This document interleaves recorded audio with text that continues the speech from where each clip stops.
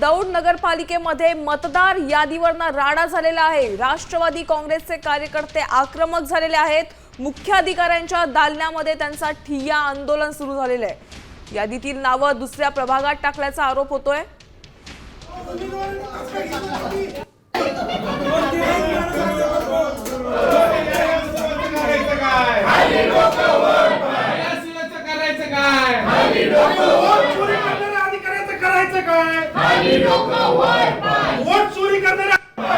याबाबत अधिक अपडेट जाणून घेऊयात आमचे प्रतिनिधी सागर आव्हाडकर। सागर, नेमकं राडा होण्याचं कारण काय आहे? नक्की आपण हा गोंधळ जो आहे तो मतदार याद्यांमध्ये आणि मतदार याद्यांमध्ये जो गोंधळ झालेला आहे त्याची दाब जो आहे तो विसंगत आलेला आहे आणि मुख्य अधिकाऱ्यांच्या दालनामध्ये राष्ट्रवादी पक्षाने हा आंदोलन जे आहे ते केलेलं आहे।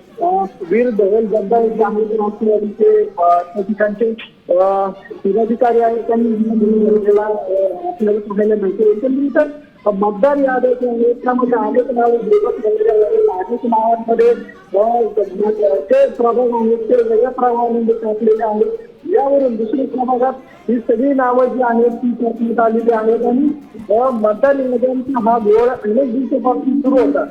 आता नगर परिषदेच्या निवडणुका आहेत त्यापूर्वी मतदार याद्या अद्ययावत करायच्या आहेत आणि मुख्य कार्यकारी अधिकारी जे आहेत नगर परिषदेचे त्यांच्याकडून कुठलं उत्तर दिलं जात नाही यासाठी आंदोलन जे आहे ते दौंड नगर परिषदेमध्ये करण्यात येतं आणि हे आंदोलन सुरू आहे। एकंदरीत मतदार यादीतील नावं कोणतीही पूर्वसूचना न देता थेट दुसऱ्या प्रभागात टाकल्यामुळे त्यांना जाब विचारला जातो आणि म्हणूनच आता राष्ट्रवादी काँग्रेस पक्षाचे कार्यकर्ते इथे आक्रमक झाल्याचं पाहायला मिळते। धन्यवाद सागर या सविस्तर माहितीसाठी। आपण पाहतोय की दौंड नगरपालिकेमध्ये मतदार यादीवरनं राडा झालेला आहे। राष्ट्रवादी काँग्रेस पक्षाने या ठिकाणी ठिय्या आंदोलन सुरू केले।